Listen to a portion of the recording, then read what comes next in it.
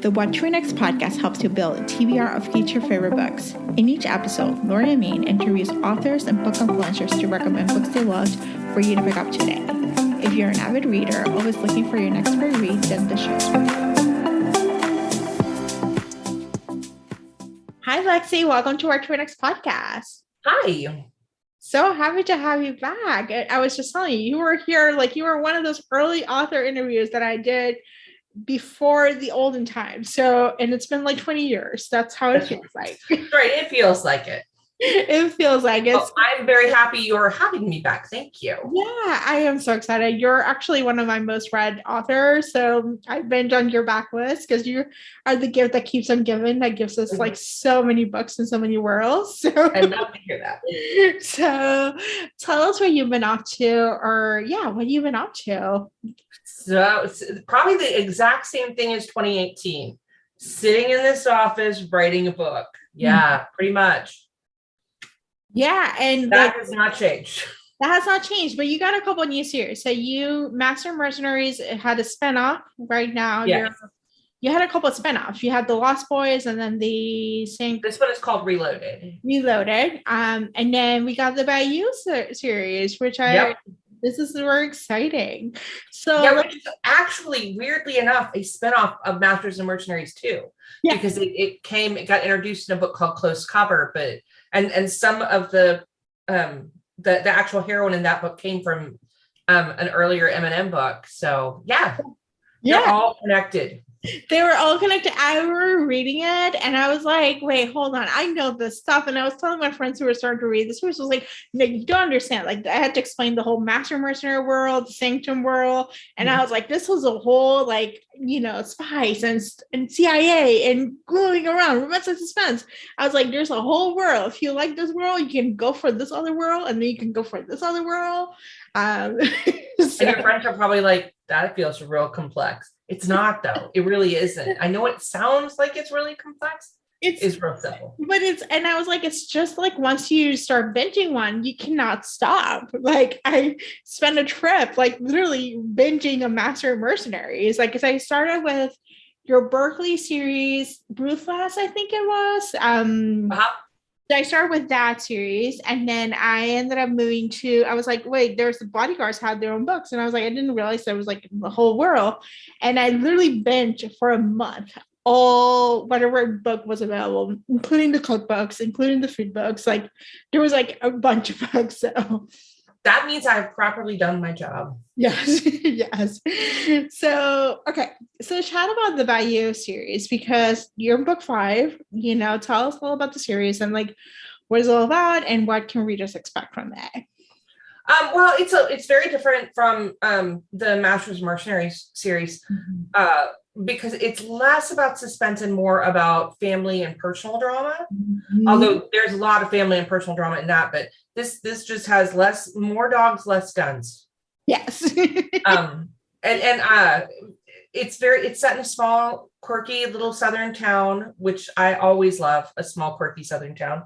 If you've ever driven through the South, there are these really weird places that show up that you can't find anywhere else. Mm-hmm.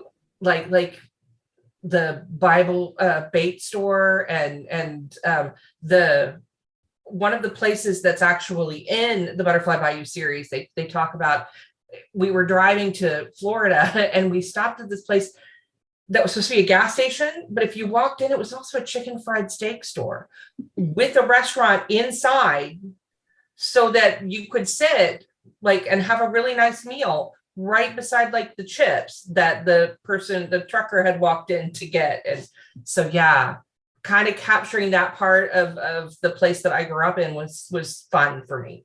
But it's got quirky, fun characters in it. And like I said, it's a lot of family drama and it's a good small town romance. It's so with family, it just gets you're immersed in this world in Louisiana and the Bayou, and you're just this hot humid space where family drama happens and all these different characters come together.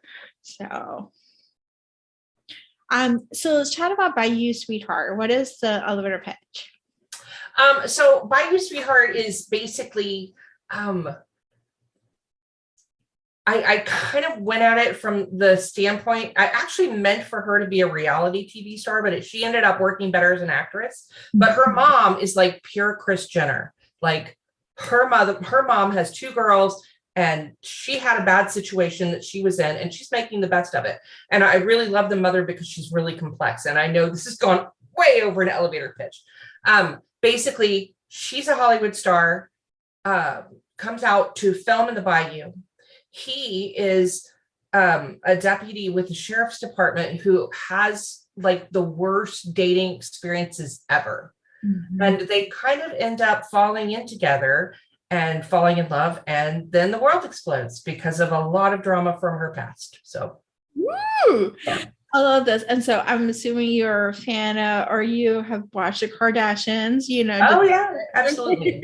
You know, to get a Absolutely. And I love looking at her because the mom in this can come across as a kind of a villain, but I really want people to put themselves in the place she was in when she started this. There's a lot of complexity that goes on in this family that was really about surviving and about, you know, being able to, and now they're in a place where Bren, the heroine, has to make a decision as to whether or not she wants to continue down a road she kind of fell into or start her own thing. I love this. All right. So what are you working next? Well, my book that comes out next is actually called Delighted. And it is, they call it a novella, but it's actually 70,000 words. So it's as long as most novels. It's just, I write really long books. Yeah. And it's about a long-term character in my Master's Mercenary series named Boomer. Oh, your book? Yes. And it is absolutely the happiest book I've probably written in 10 years. Oh my gosh. He is the biggest cinnamon roll character. I mean, they call him like the Snow White of all military dudes. Yeah. Because he just has the biggest, sweetest heart. Oh, I love this. Okay. I have a question because your world expands, like there's multiple series, multiple universe. How do you keep track of all the characters, the different missions, the different places, and how do you borrow, because you borrow characters from different series, like they jump around, like how do you keep track of this world? I almost always think about, like, if I'm in a world, I like to play in it. So if I need a lawyer and I'm in Dallas, I'm like, well, what lawyers do I have in Dallas? And do they fit? Would they, this can be a little cameo instead of just creating a brand new character that's I'm going to throw away, which I do at times too, but they often pop back up. The way I keep track is that I have a very smart woman who is my best friend in the whole world and also my editor and assistant. And as she goes through reading, she keeps what we call the Bible, the M&M Bible. And I think it's up to like 400 pages now, something. It's a ridiculous amount of work, but it's got a list of characteristics. The characters, if you go in and if your character is red, you're dead. Like, you know who the dead characters are. Yeah. There's a lot of them in that world. It's very dangerous. But she keeps track of things like how many stories are there in the McKay Taggart building, and like, we keep careful track because we know it's going to come up again. Yeah. Oh my gosh. Yeah, I can imagine, because it's like, it's so intricate. And like, as a reader who's a longtime fan, it's like an Easter egg every so often. You're like, oh, I know this person. I know this one. You know, that's the fun though, is that you shouldn't have to have read them all to understand it. Then I haven't done a good job. But if you do know the whole world, I kind of want it to be like the Marvel Cinematic Universe. Yeah. You know, they do intertwine. You can watch them, read them separately, but you get this really great experience if you do it all together in the order it was meant to be. Oh, I love this. And yeah, you had a New York series, you had a Colorado series. Like you have different worlds to pick apart, you know. So I love this. All right, so let's chat some book recommendations. What kind of books do you gravitate in terms of when it comes to reading? When I read, I usually read paranormal. or fantasy.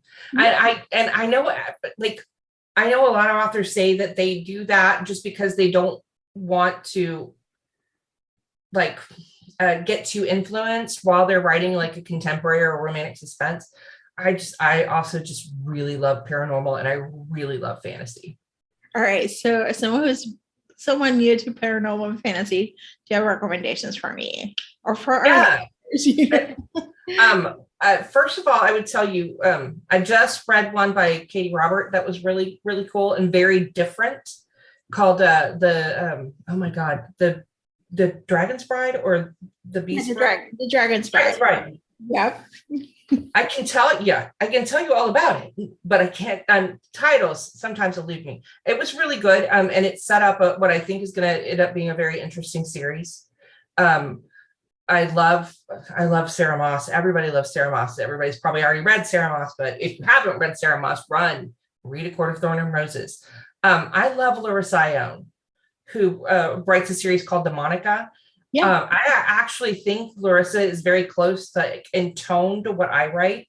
Mhm. So if you like really, really contemporary, sarcastic, like really easy to read, Mhm. sometimes paranormal can feel very heavy, and hers does not. Even though she deals with some of like really dark subjects, it always feels light to me. And then I would suggest Rebecca Zanetti too. I love this. And Larissa wrote a Master Mercenary World. She did. I did read that. I remember reading. I was like, oh, I need to read more of this. You know, so there was a crossover at one point. There was. We did the crossover series, which was mostly contemporary authors, but I thought it would be really, really fun to see that particular world in a paranormal world setting. And so, yeah, that was a lot of fun. Yeah, that was a lot of fun. I was like, oh, I didn't realize this. It makes sense. I did J. So so that was like, just a little Easter egg there. I love this. And Rebecca Zanetti, I love her writing. I think she can do no wrong. Yeah, she's also one who is so easy to read and get kind of fall into it. Sometimes the writing style, while it's really great, it can take you a while to get used to it. And those are two authors who you just immediately fall into that story. Yes, I love this. And Lexi, tell us where you can find you online. I'm on TikTok. I think I'm at author Lexi Blake. Mm-hmm. I am pretty sure my Instagram is also author Lexi Blake, but I got hacked and had to restart my Instagram, so I have to remind myself. Yeah, the girl who knows all about all that stuff clicked the wrong thing. I clicked the wrong thing and I actually got hacked, and they actually tried to hold me for ransom, and I was like, I'll just start again. It was really funny. It was very, yeah. I'm sorry.